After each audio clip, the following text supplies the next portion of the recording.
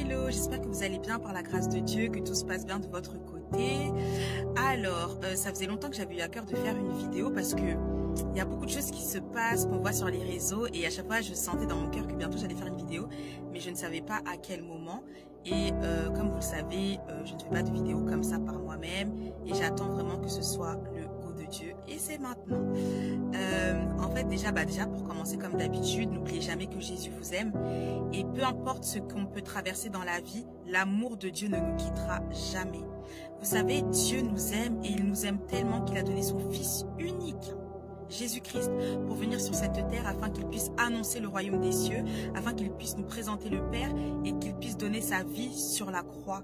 Et comme il dit, en fait, ce n'est pas les hommes qui l'ont tué, mais c'est vraiment lui qui a accepté de donner sa vie pour nous les hommes, parce que le Seigneur nous aime et son sang a coulé pour nous afin que nous puissions, si nous l'acceptons, si nous reconnaissons vraiment qu'il est le Fils de Dieu, que nous puissions hériter de la vie éternelle et donc être des enfants de Dieu.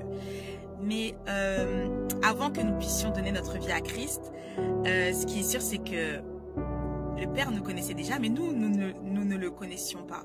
Et ça veut dire que, comme le dit Paul dans la parole, eh ben, nous aussi, on agissait de sorte qu'aujourd'hui, quand on repense à nos actes, à nos actions, on en rougit. Alors maintenant, c'est vrai, quand le travail de guérison, de restauration a été fait, de pardon, c'est bon, on n'en rougit plus, on connaît notre passé, on assume. Mais c'est vrai que quand on repense à notre passé, on se dit, mais oh, j'ai fait tout ça, je parlais comme ça, je parlais mal, je disais des gros mots, etc. Non, entre-temps, il y a eu la restauration de notre Seigneur et le rachat. Et en fait, c'est pour dire quoi? C'est que le Seigneur a de l'amour pour tous les hommes et que le diable, lui, il déteste tous les hommes. Vous entendez bien? Le diable déteste la création de Dieu parce qu'il est jaloux. Lui, il sait déjà que son cas c'est déjà réglé puisqu'il a péché dans l'éternité. Une fois que tu pèches dans l'éternité, c'est terminé. Voilà la raison pour laquelle même dans la Bible, on lit que le diable a été précipité sur la terre et maintenant, il agit contre nous armé d'une grande colère. Et il sait qu'il a peu de temps. Mais nous, en tant qu'enfants de Dieu, on doit continuer à prêcher l'évangile. On doit continuer à parler de Jésus. On doit continuer à dire que oui, Jésus t'aime. Même si parfois tu luttes avec le péché, parfois tu n'arrives même plus à savoir qui tu es, tu perds le sens, tu fais du mal aux personnes, à tes concitoyens, aux gens de ta famille. Jésus t'aime. Mais il n'aime pas le péché, mais il aime le pécheur.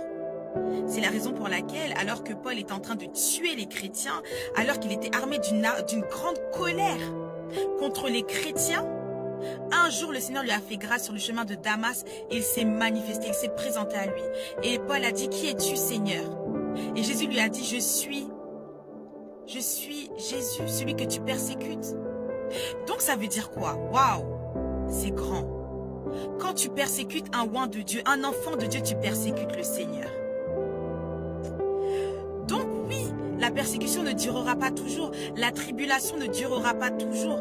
Mais alors que le Seigneur sera en train de nous reconstruire, de nous restaurer, de nous envoyer à Canaan, ensuite il s'occupera de ceux qui nous ont fait du mal et qui auront refusé de se repentir. C'est pour ça que le Seigneur dit dans sa parole, à moi la vengeance, à moi la rétribution, dit le Seigneur. Ce n'est pas à nous de nous venger. Quand tu cherches à te venger, tu perds de vue l'objectif.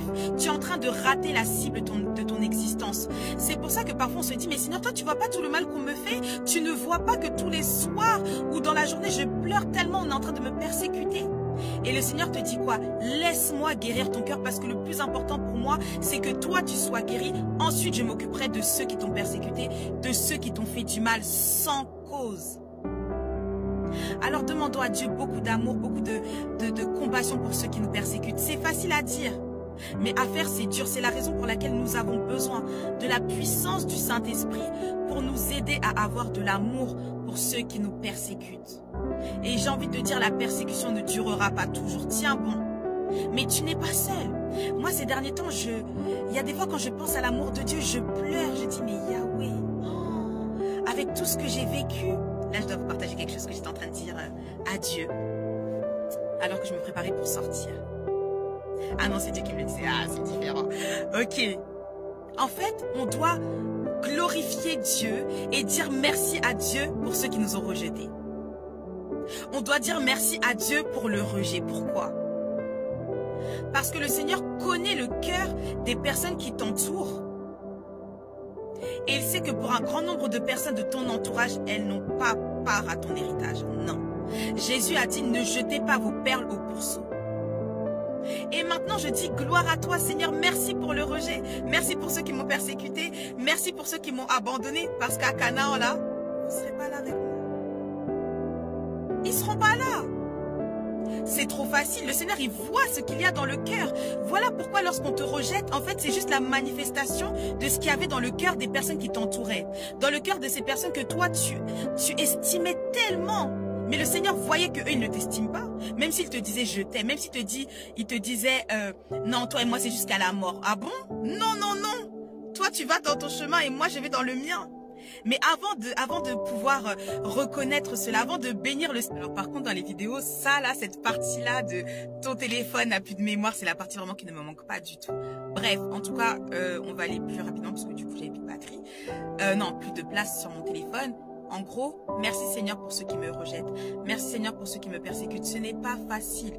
Moi qui vous parle aujourd'hui, j'ai connu le rejet, j'ai connu l'abandon, j'ai connu la persécution et je connais encore la persécution. Mais ce que je peux vous dire, oh là là, on sert un grand Dieu. Nous, on ne connaît pas Dieu, on ne sait pas de quelle manière il va faire, de quelle manière il va sortir l'huile, de quelle manière il va sortir le bon vin de nous. À chaque fois que l'on m'a rejeté, je monte. Persécution, je monte. Wow. J'ai expérimenté des choses extraordinaires. Des temps où le Seigneur venait nous visiter avec ma sœur, il nous enseignait, il nous parlait.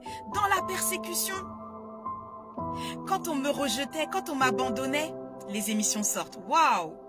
Et là, maintenant, je regarde encore les émissions, mais je me dis, mais Seigneur, c'est un truc de fou. La manière dont tu étais dans les émissions réellement. La manière où parfois j'entends même le Saint-Esprit en train de parler. Quand je regarde même mes attitudes, je dis, mais Jésus, c'est toi? Waouh!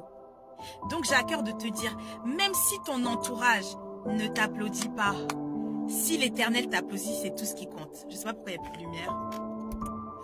Ah là là, c'est compliqué. Je ne sais pas. C'est pas grave, on continue. Même si le monde ne t'applaudit pas et que ton père te dit, bon et fidèle serviteur, c'est bon. C'est bon. En fait, on a juste besoin du go de Dieu, des applaudissements de notre papa. Avance. Pourquoi? Parce qu'on n'en a que faire des gens qui vont t'applaudir une fois que tu seras au sommet. On n'en a pas besoin. On a besoin seulement du go de Dieu et seulement du oui de Dieu. Du je te valide de Dieu. Vous savez, parfois, vous pouvez même être amené à prophétiser sur une situation ou sur quelqu'un. Et la personne, comme elle a oublié que la prophétie, nous aussi parfois on oublie, c'est réel. Hein, que la prophétie, ça peut être maintenant, demain, ou même dans 1 an, même dans 2 ans. Alors la personne va dire non, je suis pas convaincue. Même dans son cœur, toi tu lâches la prophétie, tu avances. Et puis voilà, 1 an, 2 ans après, oh vraiment je te demande pardon. C'est vrai que oui, ce que tu m'avais dit c'était vrai. On avance, pourquoi? On doit attendre. Continuer à pleurer de dire non, ce n'est pas, je me suis trompée, c'était moi qui parlais. Non. Là où il y a la confusion, il n'y a pas Dieu d'ailleurs. Soyons en paix. Le diable voudra toujours nous mettre de la confusion, du doute. Alors on doit rester au pied du maître. Tout à l'heure, j'étais en train de bénir le Seigneur et je me disais, Adonai, tu as toujours été à mes côtés. Vous savez, le Seigneur, il est là H24. Hein. H24, H24. H24. À 5 heures, tu peux entendre sa voix. 6 heures, 2 heures, 3 heures, 23 heures. Et il est tout le temps là. C'est à nous de chercher à l'entendre. Comment au jour d'aujourd'hui, le peuple de Dieu ne cherche même plus à entendre la voix du Seigneur? Et encore pire concernant la lecture de la parole de Dieu. Ce n'est pas possible. Comment tu vas faire pour monter? Comment tu vas faire pour aller à Canaan? Là où tu ne mets pas Dieu, ça veut dire que quelque chose a pris la place. Tu veux vivre des grandes choses, mais tu ne veux pas vivre avec le Dieu de la grandeur. Ce n'est pas possible. Et c'est comme ça que la jalousie commence à entrer dans les cœurs. Pourquoi elle? Pourquoi lui? Mais toi-même, est-ce que tu étais là alors qu'il cherchait, qu'il criait à Dieu? Tu n'étais pas là. Le Seigneur m'a dit quelque chose. On n'entre pas à Canaan les mains dans les poches. Tu vas prier, tu vas chercher Dieu, mais avec sa stratégie. avec sa stratégie. Le Seigneur, il dit demandez et l'on vous demandera, et l'on vous donnera, pardon. Cherchez et vous trouverez. Frappez et l'on vous ouvrira. Mais il y a aussi quoi ce verset-là? Cherchez premièrement le royaume des cieux et sa justice, et tout vous sera donné par-dessus tout. Moi j'ai dit, mais Seigneur, on fait quoi? Le Seigneur m'a dit choisis. Moi j'ai dit, je choisis le deuxième verset. Je choisis. Je te cherche, et puis tout me sera donné par-dessus tout. Et c'est vrai. Là maintenant, je suis en train d'expérimenter des prophéties que j'ai reçues il y a 5 ans, 6 ans, 7 ans. Oh. Mais qui nous emmène vers là? Vers cette prophétie-là, l'accomplissement de cette prophétie? C'est le Saint-Esprit. On ne peut pas le mettre de côté. Le Seigneur te donne la prophétie, la révélation, et puis toi tu veux marcher comme ça tranquille. Ben non, ça ne va pas aller. C'est normal.